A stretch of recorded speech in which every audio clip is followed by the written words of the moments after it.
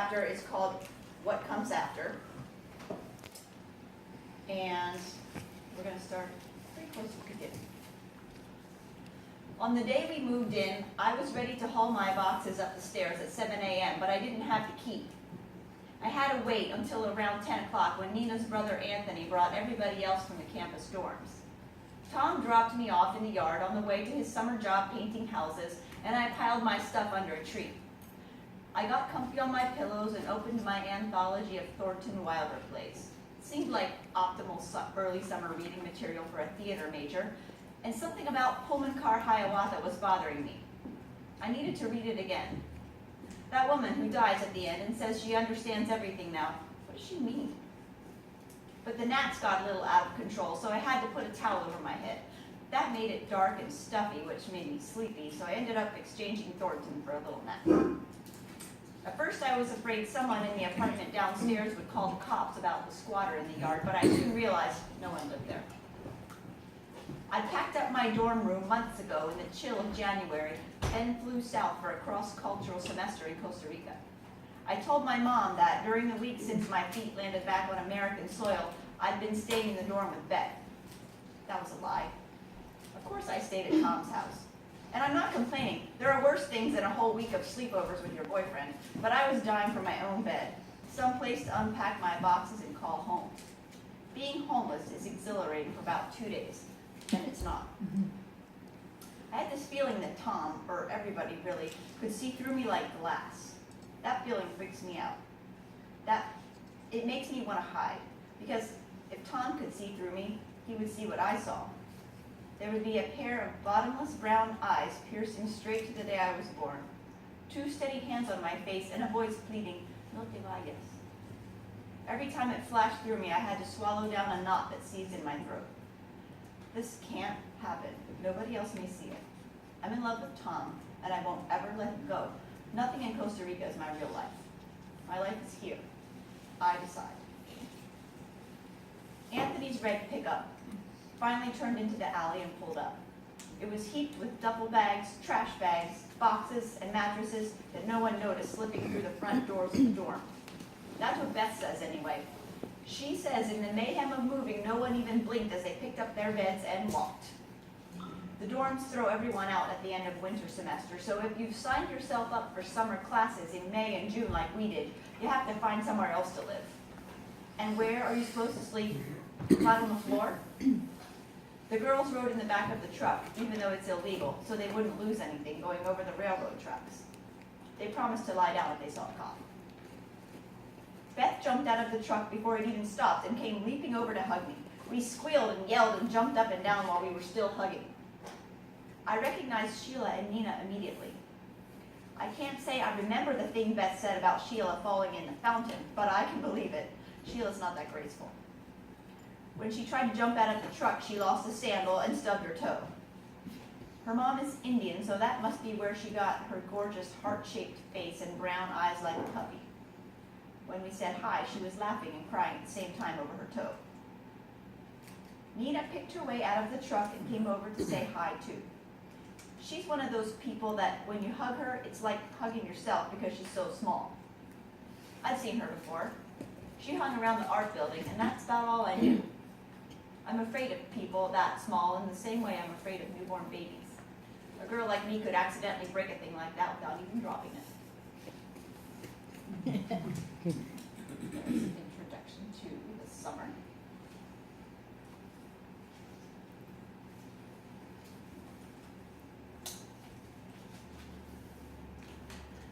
Somebody who lived in the apartment before us forgot their red light bulb in the drawer of the desk. We probably thought a colored light in the living room would be cool, which is what we thought when we found it. It didn't take long, though, for us to figure out how something as awesome as an actual red light bulb ended up forgotten in the drawer of a desk. Although you could see enough by its glow to avoid falling headlong down the obsolete interior stairway to the first floor apartment, you couldn't read by it, and what were we doing if we couldn't read? We had to put the regular bulb back if we were going to pass our summer classes, and the red one went into the drawer where it came from. Until the weekend. The red light bulb was perfect for parties. We called them red light parties in honor of the bulb that set the room on fire, the sultry color suggesting indecencies that each and every one of us would have been far too mortified to commit. The living room didn't even look like ours with the red light on. Our faded pink couch became a beautiful burgundy. The splotches on our filthy carpet faded away, and even the friends we saw every day in class appeared different and somehow surprising. Being underage and being as it was summer, we had two main problems to solve every time we went for the red ball. One, how to get alcohol. And two, who to invite. I was almost 21, but almost isn't good enough, so Tom had to buy our wine. That is so funny. I tried going to Reynolds Liquors myself once, but of course the guy at the cash register asked to see my ID. When I set a big jug of wine on the counter, I had to say I forgot it and act like I couldn't believe I had been that dumb. The Carlo Rossi family size cost $7 at Reynolds. It tastes like sugared vinegar, but we all liked the blush well enough, and $7 split by 4 is only $1.75 each. It's a better deal than Boone's Farm. Solving the second problem was trickier, especially after the summer term ended and everyone who had someplace more interesting to go went there. Curtis and Tony Royal came to our red light parties before they left to backpack through Europe. Dan came while he was around. Of course, Tom was always there. Dan's best friend Colin came up until the night he kissed Beth, and she was so repulsed she wouldn't let us invite him anymore. That was us. Sometimes Sheila's elementary ed friends came. They were nice enough. A pack of future second grade teachers doesn't exactly bring the house down, though. Sometimes Beth's new international student friends came, but they never stayed around long because Beth said at their parties they always have piles of food, and we never had any. Sometimes my hippie theater friends came smelling of patchouli. Sometimes Nina's artist friends came with their long bangs lopped over one eye, and sometimes pretty much no one came at all. You never knew what to expect. We always tried to get Nina's brother Anthony to come, but I think he was afraid of us. I climbed onto the desk to exchange light bulbs. Beth popped in a Bob Marley taped into the stereo. Nina poured our wine into coffee mugs, and we were ready to go. Cheers. We danced and gulped sour wine, laughed, pretended to argue, and invented silly drinking games. Beth smoked cigarettes on the porch with Curtis. I tried to teach Tom how to salsa. He hated that. Colin and Dan told us stories about the missionary school they went to in Kenya, like how they got sent home from 3rd grade for putting a tarantula on the teacher's chair. Nina, who forgot to eat again, threw up in the bathroom. That's pretty much it. The only thing I hated was when No Woman, No Cry came on. When I listen to that tape on my own, I can fast forward through it, but I can't do that in a room full of dancing people. Everyone else loves that song. They would have all stopped dancing and yelled, "Hey, what are you doing? I love this song." And then I would have had to explain. Not an option. I had to hold my breath through almost the entire thing. And if I'd already drank a lot, if my toes tingled and my lips felt numb, it was better for me to go lock myself in the bathroom. That way I wouldn't faint from trying not to cry. He loved that song, The Boy in Los Rios, the potter who I was going to forget. We put Legend and some C batteries in the tape player and sat under the tamarindo tree in the merciful night that falls early at the equator. He didn't know Bob Marley or reggae music. He asked me to play it again and again. I didn't know how to translate it. No mujer no llore, asking a woman not to cry, or no mujer no llanto, like women cause you to cry and none of one equals none of the other. I couldn't even explain my confusion. I just said, "No mujer no llorar." And he reached his dark fingers to touch my face and said, "No llore, mujer." Then he teased me and asked, "Vas a llorar?" I said no. He said, "Yo sí." I didn't either. Then. Now my stomach and my heart kept doing something where they made me feel like I was choking.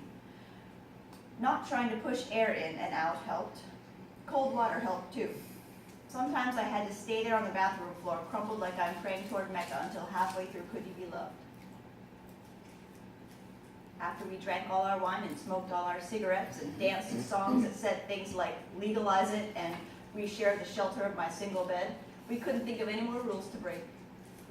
Nobody wanted the party to be over though, so we dragged pillows and blankets from the bedrooms and to the living room floor, and giant gab sessions ensued. I'm the sleepyhead.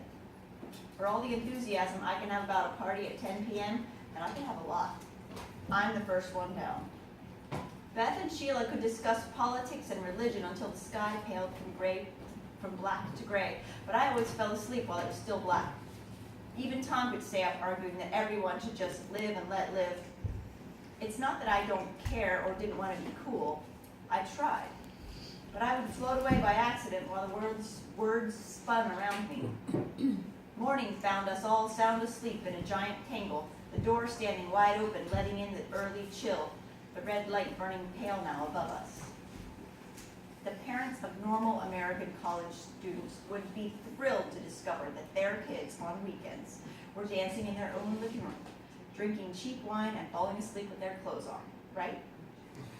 Not ours. Oh no. Ours would have gone into cardiac arrest.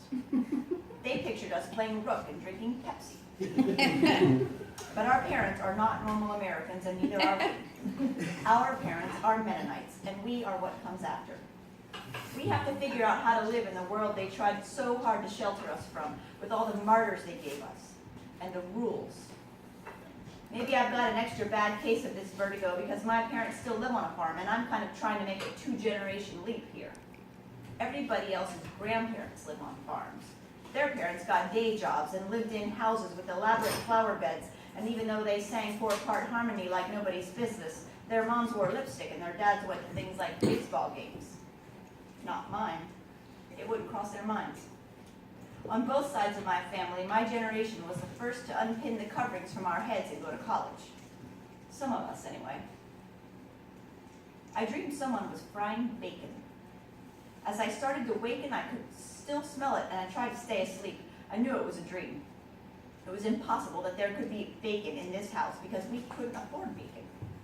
And no one would be cooking it as I slept because I was woke up first. Then I was awake, lying on the floor in the living room between Tom and Beth. My head hurt. Hot, late morning sun poured in the window over a pile of people with sheets and legs sticking out. I was so thirsty I thought I might die. And somebody was definitely in my kitchen frying bacon. I untangled myself and went to see. Colin and Dan were standing over the stove fixing our motley family a home-style hangover breakfast of pancakes with syrup, eggs with bacon, orange juice, coffee, and toast. They said they were trying to be quiet, but they were doing a pretty terrible job of it. Colin said he woke up because he was hot. Dan said he woke up because he was hungry. Colin said he got paid on Friday and let's make breakfast. Dan said, yeah, dude. Colin was so generous, I will never get my head around it. That was his paycheck. Who does that? After a feast in which we stuffed our hangovers with foods forgotten to our impoverished diet, we had church. Why not? It was Sunday morning. We sang every Bob Dylan song Colin could play on his guitar.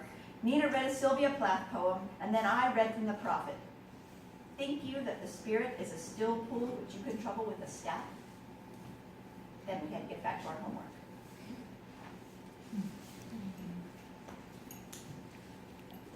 Pretty good picture of what that summer was like. Awesome. This next sketch is from, it's a little flash from Costa Rica. I do not know how to eat the soup.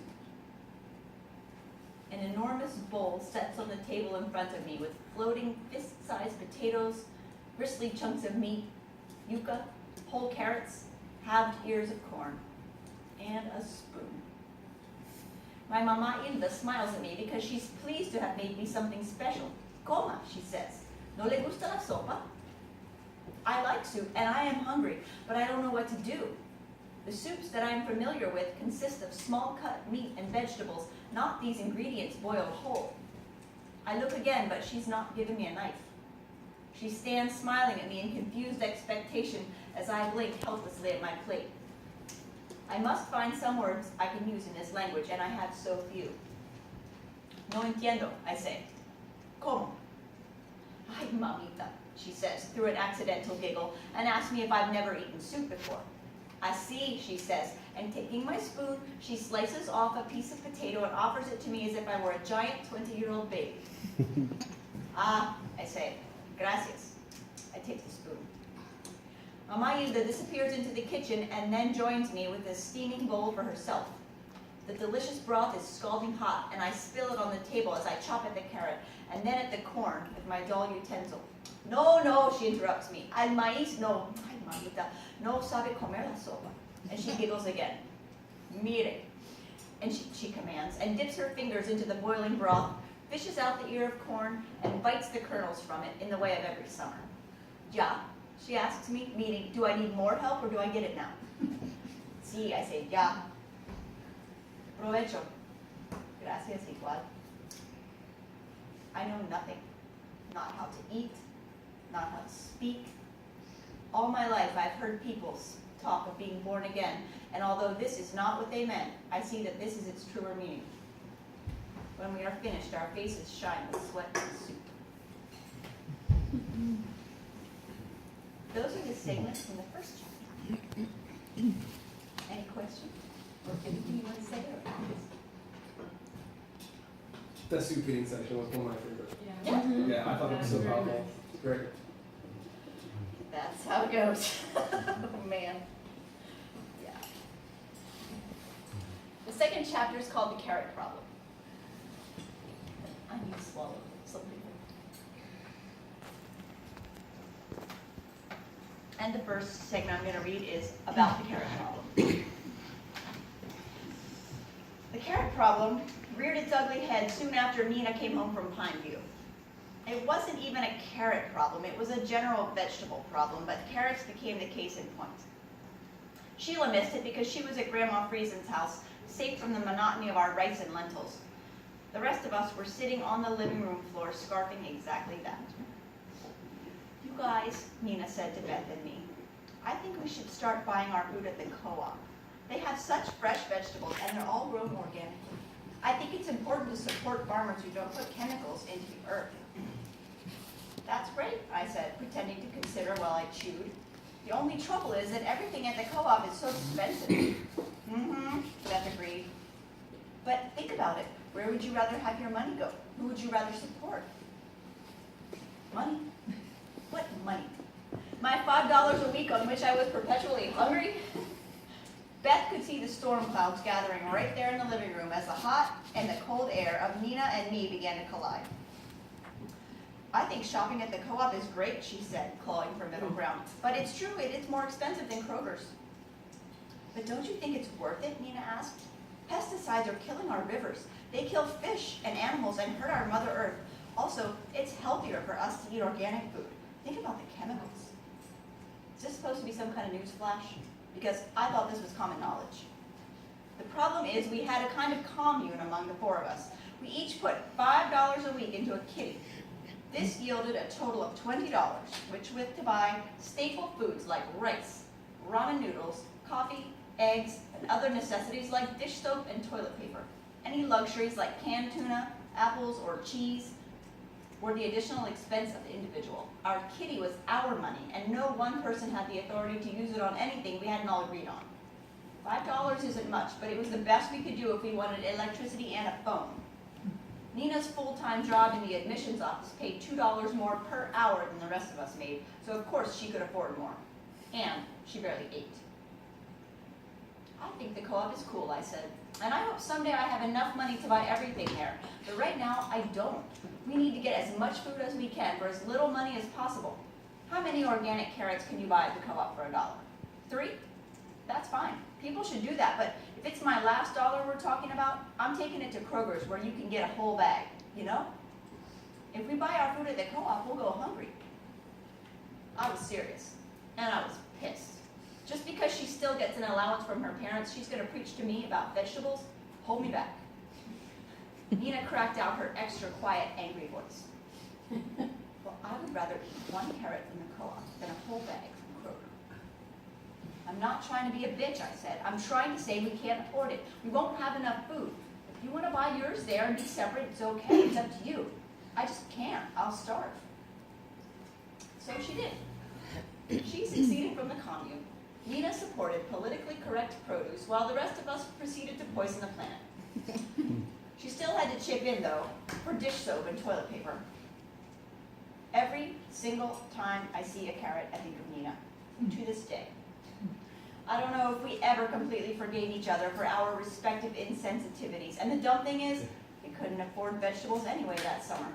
We couldn't buy carrots at all, even at Kroger's. Nina never once brought them home from the co-op. She brought dried beans, which she never cooked, small tomatoes that sprouted buzz in our warm refrigerator, and suspicious-smelling tofu that she daintily picked out of the box with chopsticks.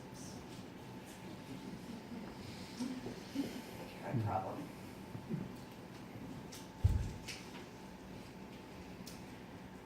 I cried my eyes out when the day I had to sit down and write to my parents for money. I tried my best to figure another way out of my predicament, but nothing worked. Our second summer class was just beginning, and who are we kidding?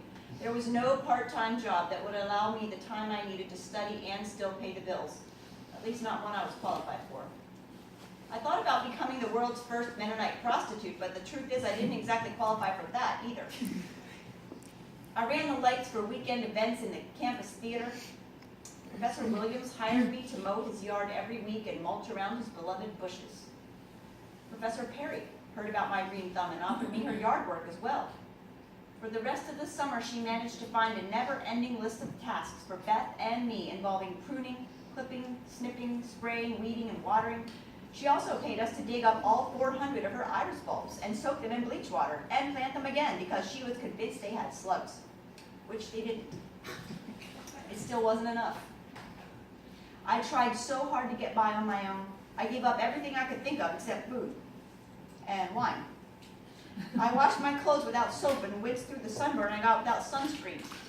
Tom said I could eat at his house, so sometimes I did, but that didn't solve anything. June was about to begin.